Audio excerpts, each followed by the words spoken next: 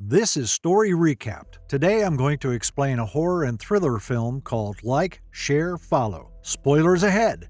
Watch out and take care. Hoffman's Head is an up-and-coming YouTube channel with a steadily growing fan base. The man behind it is Garrett, and he posts gaming videos and skits. He also streams and does challenges with his friends. Like all great YouTubers, Garrett has a segment at the end of every video where he tells his viewers to like, follow, and share.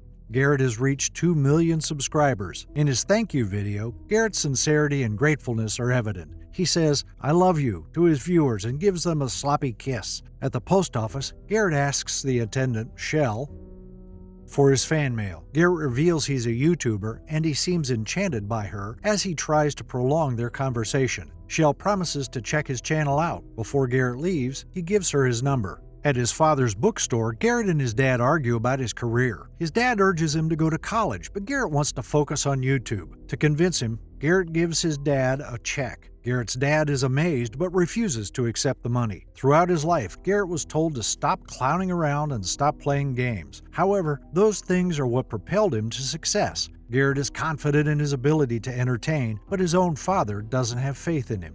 About 4,000 viewers are watching Garrett's live stream, and they strap in for a cozy night. Suddenly, a viewer by the name of Fangirl22 joins the stream. Garrett welcomes her back and she begins flirting with him. Garrett has a rule of not forming personal relationships with his fans. Fangirl proposes to do intimate things with Garrett, but he politely denies her. Shell is also watching Garrett, and hearing him speak so kindly to his viewers captivates her. Garrett and Shell are on a date. Shell finds his odd and boyish charm cute. They talk about the concept of having a soulmate, which Shell believes in, but Garrett doesn't. This gives Garrett a video idea, and he pulls out his phone to take note of it. Shell stares at him like she just found her soulmate. They arrive at Garrett's home, and he questions Shell if she's up to be part of his life, where she'll probably have little to no privacy. He professes his attraction to Shell. The night ends with him doing something that Garrett definitely shouldn't post on YouTube. After the intimate night, Garrett wakes up to see Shell staring at him. She laughs and reveals that she's Fangirl22. Garrett is freaked out because he knows Fangirl lives in Chicago. Shell tells Garrett that she quit school and moved to get closer to him. She tries to cover up her stalkerish behavior with the feelings and the spark they both felt last night. Suddenly, Garrett's friends arrive. In the living room, Kiki and Lyle wait for Shell to leave.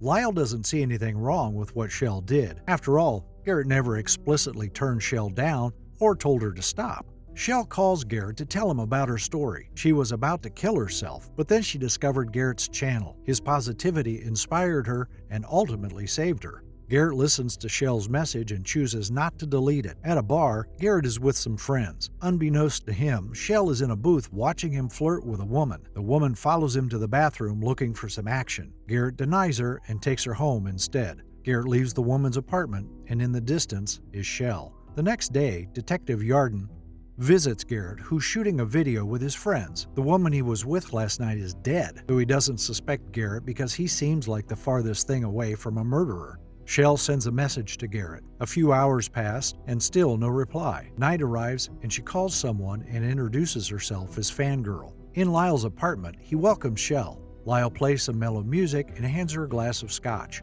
Shell plans to use Lyle to get closer to Garrett. While Lyle goes to the bathroom, Shell spikes his drink. After a while, Lyle is out cold, and Shell steals his keys to Garrett's home. She heads to the locksmith to make a copy. During a shoot, Garrett finishes up the video he's recording. Lyle isn't his usual self because of what happened last night. Still, he doesn't tell them about Shell and leaves. Kiki notices that something's bothering Garrett, who's contemplating whether or not to respond to Shell. Shell is in Garrett's home and copies his files in an external hard drive. She then receives a call from Garrett.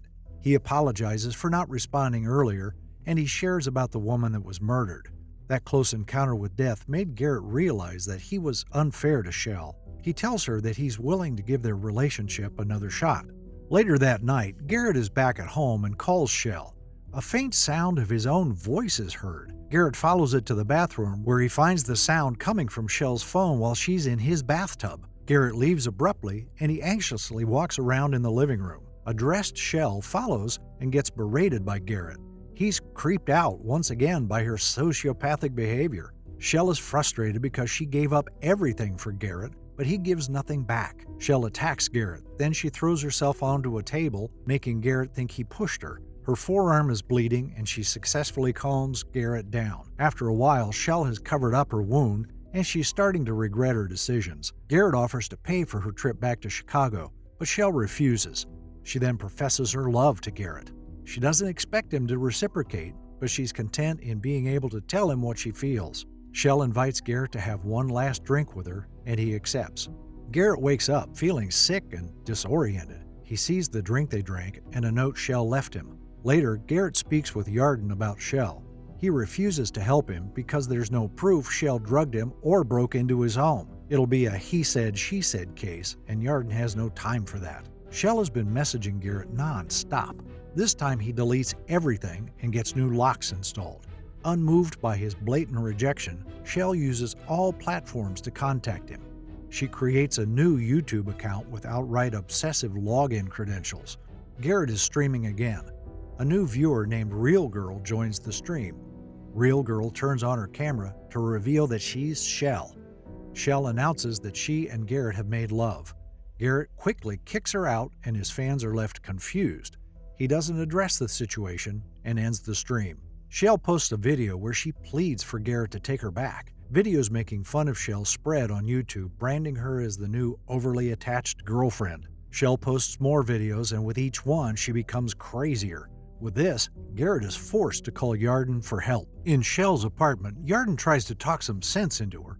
Shell then reveals that Garrett sent her emails telling her to come to him. Later, Yarden shows the emails to Garrett. Garrett believes Shell got a hold of his files and backdated emails to make it look like he's at fault. While he's trying to explain to Yarden that Shell modified his files, his phone starts blowing up with notifications. Yarden leaves to find out if the files were tampered with. Garrett finally sees all the notifications and opens up a site where a video of him and Shell making love is posted. The video has gone viral, but on the bright side, Garrett's channel is blowing up. Kiki doesn't want to be part of the channel anymore and leaves Garrett and Lyle.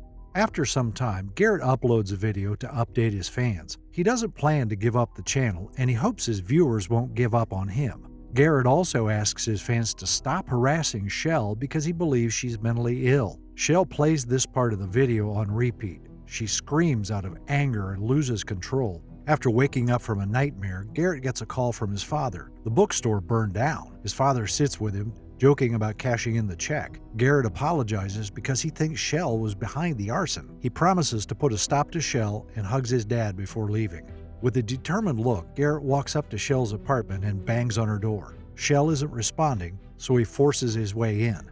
Inside, he sees like, follow, and share painted on the mirror. Night arrives, and Yarden meets up with Garrett again. He shares what he found out about Shell. Shell is a minor, but has committed multiple crimes. She was then admitted to a psych ward. Yarden deduces that Shell murdered the woman who was with Garrett a couple of nights ago. Yarden then shows Garrett a tool used to open up doors. As he tests it on Garrett's door, he advises him to run away from Shell. The door opens, and an arrow comes flying out, hitting Yarden in the neck. As he bleeds out, Garrett calls the police. In the police station, another detective gives Garrett the documents he needs to be released. He plans to hide in Kiki's uncle's house in the middle of nowhere. The detective assures Garrett it's only a matter of time until they catch Shell. His friends wait for him outside, and Kiki hands Garrett the keys to her uncle's house. Garrett is thankful that he has friends that always have his back. Lyle and Garrett drive to the safe house. The place is broken down and empty except for some paintings. Lyle helps Garrett set up an alarm system outside.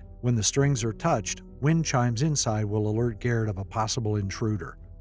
Later that night, Shell is re-watching some of Garrett's videos. Meanwhile, Lyle comes clean to Garrett about going out with Shell. Garrett doesn't blame him for it. Lyle then reveals he's jealous of Garrett, but with the stalker situation, Lyle isn't jealous anymore. They laugh and dap each other up. Meanwhile, Shell binges all of Garrett's videos. In one of them, Garrett and his friends talk about their plans for a zombie apocalypse. Coincidentally, Garrett talks about the safe house and its location. Shell leaves to find him, and on her laptop, a video is uploading. Outside, Garrett films a video where he says he wants to continue YouTube. Despite the danger, as long as his viewers still support him, that's all he could ever ask for. Back in the safe house, they're live streaming again. His viewers are ecstatic that he's back, but also worried. At Shell's motel room, her laptop is finished uploading. Garrett's fans tell him about Shell's new video. It's a goodbye video, and Shell reveals she knows where Garrett is.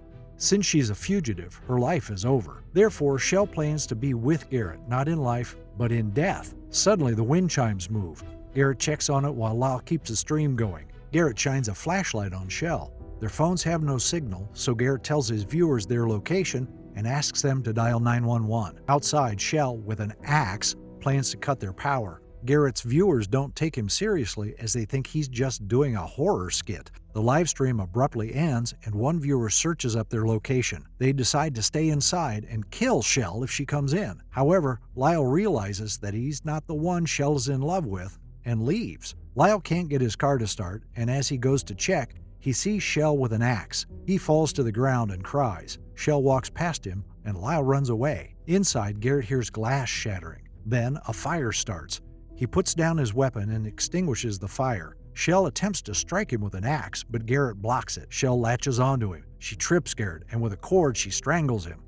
Garrett elbows her, but Shell hits him with a bottle and he starts to bleed. As she reaches for a knife, Garrett restrains her. He then breaks her hands. Shell gives up and asks Garrett why he couldn't just love her, to which he rebuts that she should have just let him go. However, that's not what love is for Shell. She then grabs the knife and stabs Garrett. With his last bit of strength, Garrett strikes her head with a metal bar. Shell bleeds out and falls to the floor. Garrett is too weak and does the same. As Shell dies, she reaches out for him. The following day, a car arrives at the safe house. It's Garrett's fan, and she sees Garrett, who's somehow still alive. In the fan's car, Garrett asks to be taken to a hospital. She refuses because she thinks she's capable of taking care of him.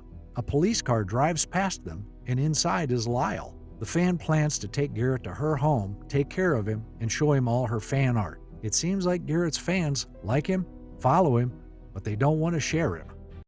Subscribe to watch more videos like this. Turn on notifications. And leave a like, it really helps the channel out. Thank you for watching.